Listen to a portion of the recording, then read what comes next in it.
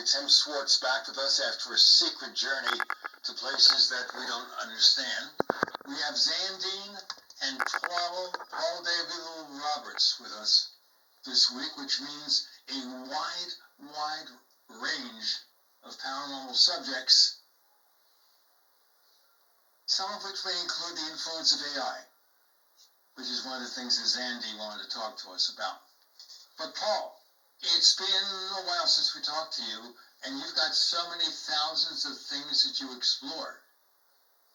Perhaps you could tell us what you've been up to lately. Well, I recently received a phone call, and I can't disclose her name, and I can't disclose her address or what state she's from or anything else, because she's actually complaining about her neighbor. And it has to do with the paranormal. She said that her neighborhood was very peaceful. Everybody got along. They would have sometimes block parties, and they would just have good times and fun times. And then one day, a lady moved in to the vacant house right next door to, I'm going to call her Dora. But that's not her real name. And right next to Dora, and this lady moved in, and I'm going to call her Stacy.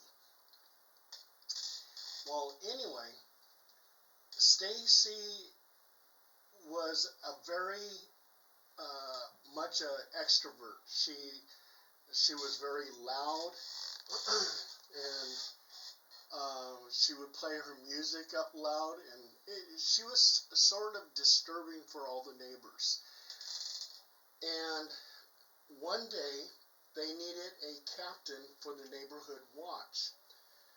Well, she pushed it so hard that all the neighbors just wanted to get rid of her, and they voted her in as the captain of the neighborhood watch. So, as the captain of the neighborhood watch, she was very happy and cheerful because she's now this captain. And she would have her, she would have 2 meetings a week. And if you didn't show up to the meeting, she would talk bad about you. And she would attack people who didn't cut their lawn. She was just a very obnoxious type person. She found out one of the neighbors was on the DOJ, Department of Justice list. Oh, there goes my telephone. I'm sorry. Let me turn it off.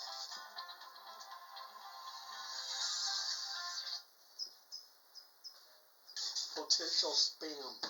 Okay, so anyway, so if you didn't show up to the meeting, she talked bad about you. She discovered that one of the guys in the neighborhood was on the DOJ list, the Department of Justice list, for dating a 17-year-old girl.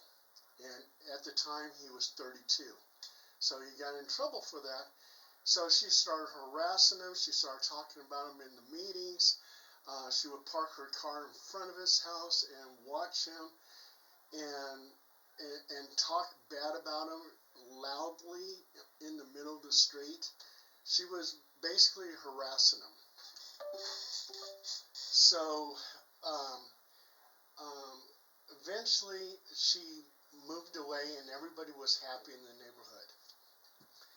And when she moved away, A bad joke here. It was a beautiful day in the neighborhood. Oh yes.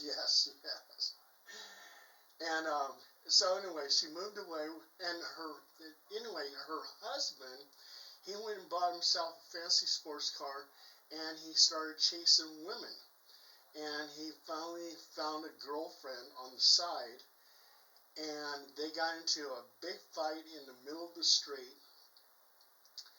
And the police were involved and everything else. Because of the stress, she had a massive heart attack and she died. Well, that's when the paranormal starts. She came back to the neighborhood as a ghost.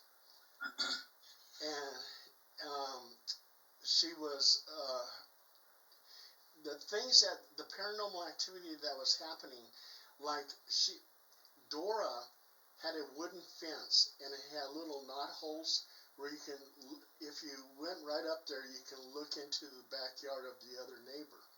So she saw a human eye. It was an abandoned house. There was no reason for her to see a person in that backyard unless they snuck into that backyard. But there was a human eye looking at her from one of the knot holes.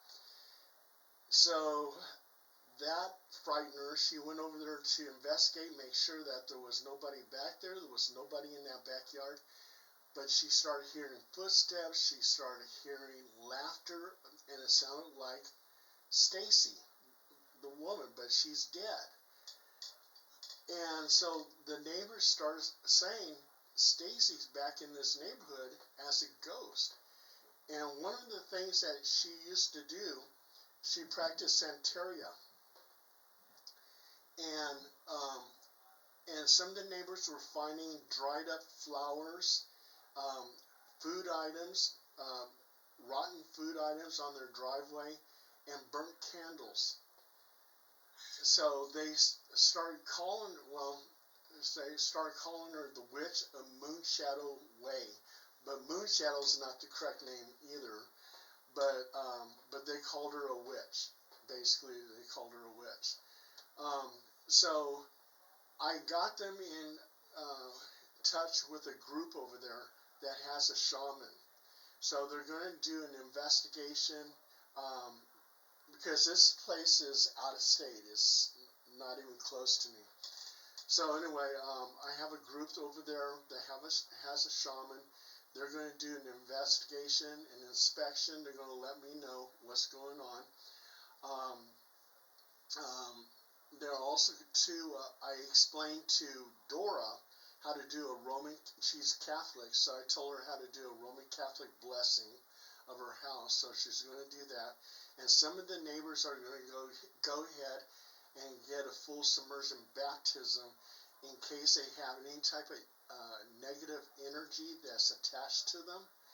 So they're going to go and do all these different things, the cleansing, the baptism, and then they got the shaman coming in. So I'm going to just kind of keep in touch with them and make sure that everything's okay. But that woman, she sounds like a very terrible woman. So I can see why they call her a witch. Yes, but I know people who practice witchcraft, and they're similar to pagans. They are earth worshippers. They have a very pleasant attitude. They're very friendly. They're very open. I can't conceive of the normal person who practices witchcraft as being something evil. Maybe that's just me. Well, basically what it comes down to, you have the good witches and you got the bad witches. If there is such a thing as a bad witch, she would be a bad witch. Oh, you have bad people, and every you have bad, let's face it, you have